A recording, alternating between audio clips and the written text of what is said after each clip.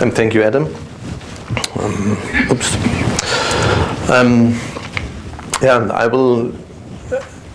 I want to give you a review of waiting time, churning time, and quality of service. We are not only waiting for lifts, we also have many situations where we are waiting. It's amusement parks or in the traffic jam, or I guess you all have a lot of situations in mind where you have to wait. We also wait in restaurants. Now it's 12:30. Maybe you are already hungry and you are waiting for lunch. I'm sure we won't end up like this guy here. But to understand a little bit more about waiting, I would like to go in the psychology of waiting. David Meister published a paper about the psychology of waiting, and he had 8 key concepts about waiting. I think the most common one is that occupied time feels shorter than unoccupied time. I guess that's clear, but this concept only works if the occupation has a personal benefit or is related to the service itself. I guess people today, it's not a big issue because everyone has a smartphone and is playing with his smartphone. So that means everyone is occupied all the time. And people want to get started. It's clear when you are in the process, when you enter the process, the waiting time or the pain is less. Anxiety makes wait seems longer. When people get the feeling that they are forgotten, then the waiting time and the pain or the perceived waiting time increases a lot. Uncertain waits are longer than known finite waits.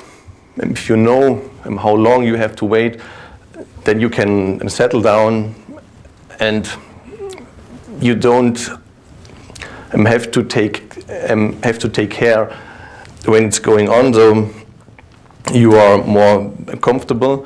Unexplained waits are longer than explained waits. If you know when you are waiting at the doctor's that there's an emergency and you have to wait longer, then for people it's okay to wait longer. Unfair waits are longer than the unfair waits when you have the feeling you were first, but the next person is coming is served first, then you don't feel good. So the waiting time must be fair. I think it's when you are at this supermarket at the checkout, it's that you always are in the wrong line, but you were there first. Is this fair? So the more valuable the service, the longer the customer will wait. That means when you are in a restaurant and you are a group of people and you need a larger table, it's fine for you to wait longer. And solo waits feel longer than group waits. I think that's clear. A few years later, Donald Norman published a paper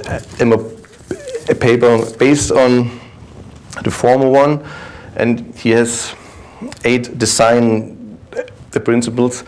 The name of the paper, actually it's the same, the psychology of the waiting lines. Avoid confusion. When people know how to use something and how it works, then they are more comfortable. The weight must be appropriate. People expect that they have to wait in specific situations, but when you are at a doctor, it's okay to wait for 15 minutes, but when you wait for a lift, 15 minutes, it's quite long. Set expectations and meet or exceed them. When you tell people how long they have to wait, and then they notice at the end that they had to wait shorter, then they feel good.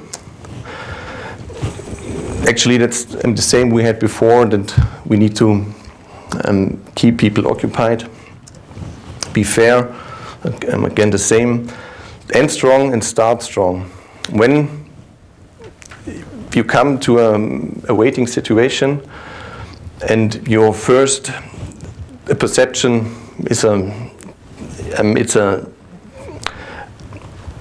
it's a bad situation, then it's hard to overcome that bad experience during the rest of the the waiting time. To end strong, he found out, or he stated that it could help to add an additional period at the end of a waiting time, and just to end with a good feeling. That means the memory of the event is more important than the experience. After the waiting, we remember more likely the last event, so it has to be strong. Finally, it is emotion dominates. I think it's clear when we feel good, then we don't care about too long the waiting time. I come to quality of service for lifts. We mainly define the quality of service with the waiting time, the transit time, or the combination of both, the time to destination. In conventional systems, I mean in real installations, we often measure the system response time because it's not possible to measure automatically the waiting time. So sometimes we find the system response time as a metric of quality of service. Sometimes also the interval. They both refer to waiting time. Finally, and the capacity factor means how full the cabin is. Can also be found as a metric of quality of service. The waiting time, it's the time we are in the lobby. We have kind of two phases. We have standing time and we have walking time, depending on which type of system we have. If we have a destination control, then first we have the walking time and then we have the standing time. When it's a conventional control, it's more or less the other way around. And we have the transit time, the time in the cabin that includes journey time or traveling time and stopping time. So a time to destination is the combination of both. And here's the definition that you also can find in a lot of publications, for example in the Gypsy Guide. Finally, we have different phases of waiting until a passenger has reached his destination. When we apply the concepts of the psychology of waiting to our lifts, we can apply them to three design elements. One thing is, the colors not the best. It's the user interface. We have the input devices and we have some displays and announcements. It's also the lift control functionality.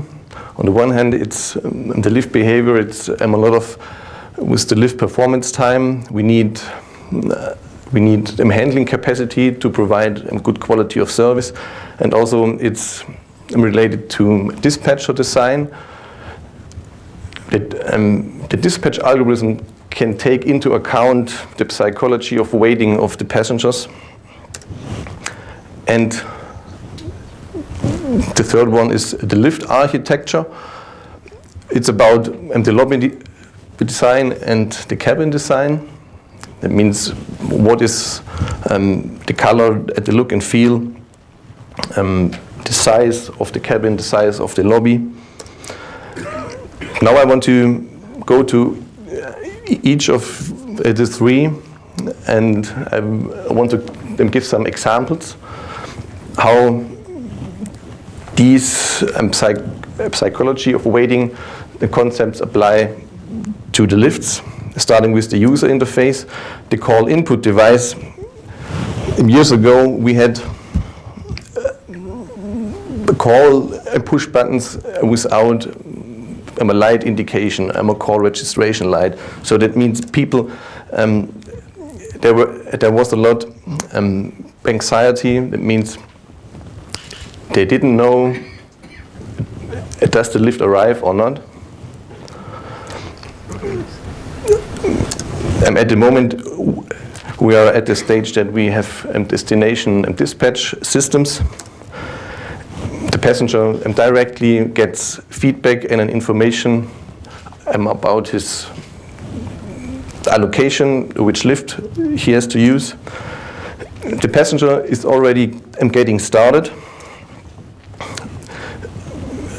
to register a call, for example, at a touch screen. It's more cool that an old-fashioned button. It means we are able to start strong, and finally the emotions dominate. When we have the user interfaces and the displays, we have displays in the car and displays outside the car. We can display lift status information and service information about some calls. We also can use the display to show some entertainment. That means people are occupied and people are informed. They get a feedback.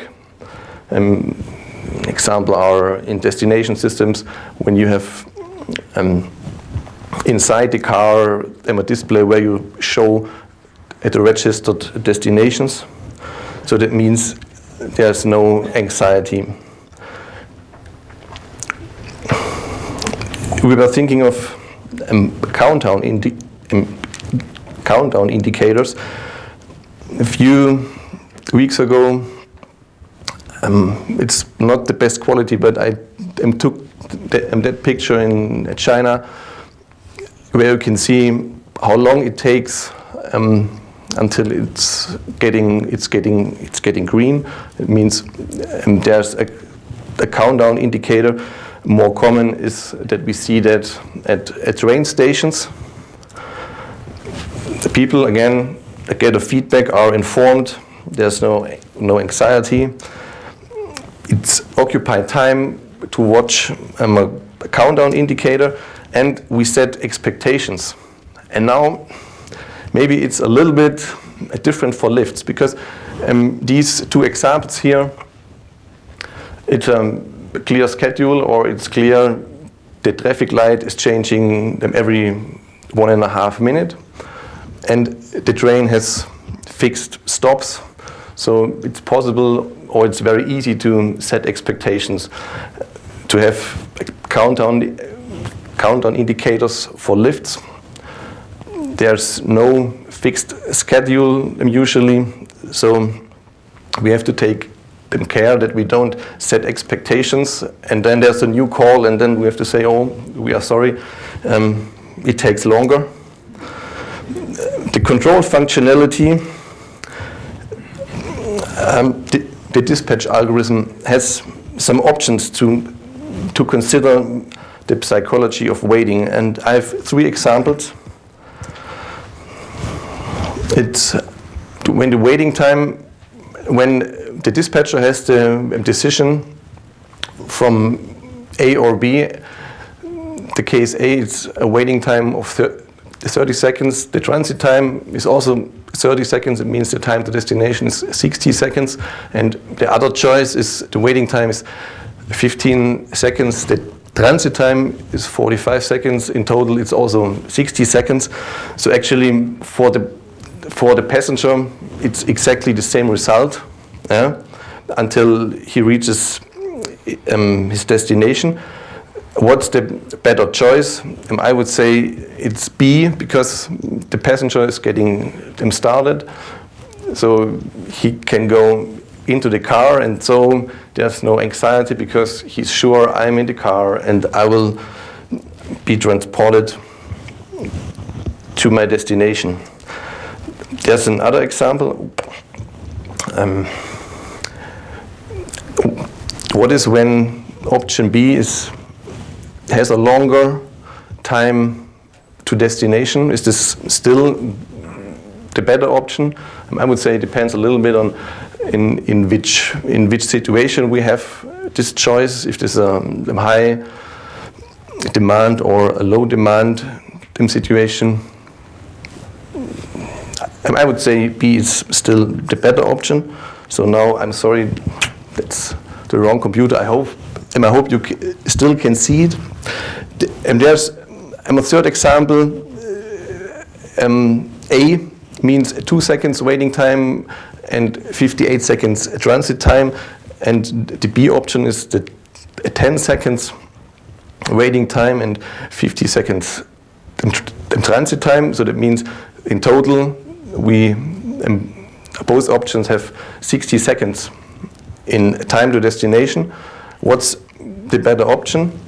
In that case, I would say it's B, because people expect to wait, so it's the waiting time has to be appropriate. That means 10 seconds, it's still a good value.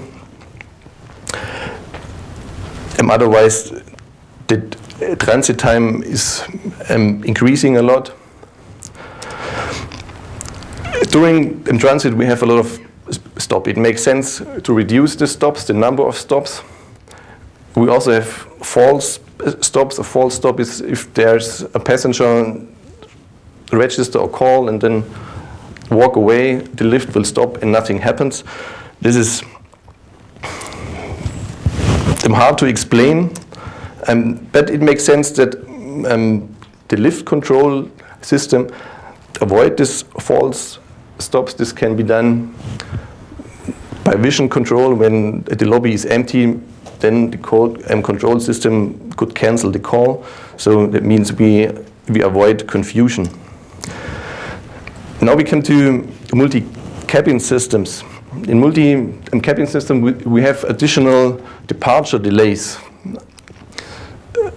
When we are loading and unloading for the upper and the lower deck for a double deck lift, at the same time, it can happen that the loading for the upper deck takes longer. That means we have a departure delay for the other deck. If there's a false stop for one deck, there's a departure delay in addition, or we have, I call it a blind stop. The lift stops and the door then remains closed. What is the solution? I think that's clear. It makes sense to inform the passenger that please wait, serving up a deck. So we have the explanation, but the dispatcher system, especially for destination system, can try to avoid some situations if possible. Last is the architecture. A simple example, I think it's when you install mirrors in the lobby or in the cabin, people are occupied because they watch themselves, they're making their hairs. And I would assume that emotions dominate, that most of the people like to look them or to watch themselves in the mirror. So it should be a good choice. Another example for what should be considered with the architecture is here you see the top view, and you can see a destination input devices. It makes sense to place them outside the lobby. So you start your waiting time with walking time. That means it's occupied time. You have to take care that these are not too far away, because otherwise it could happen that the passenger will forget the allocation. So, and it's a good thing to get the passenger started. A last example, emotions dominate. I think we have the possibility to make the design of our lifts entertaining. Maybe that's nothing for office building, but for special buildings or situations. I just found them 2 pictures, and I thought I want to show them to you. The upper example is when the door is opening, then you can see this man. Maybe that could be good for a lift for a gym, or you can see the lobby with that art that you directly know where to press, or where you register your call. Finally, I come to the conclusion. The design elements, the lift architecture, the user interface, and the lift functionality affect the passenger's experience using the lift. The experience of the passengers are making affect the perceived quality of service, but the perceived quality of service needs to be quantified, that we can compare them, and I think that's a thing the lift industry in common has to define these things, and they need to be quantified through research. Finally, the quality of service is more than waiting time. I hope the waiting time for you for lunch was not too long now. Thanks for listening.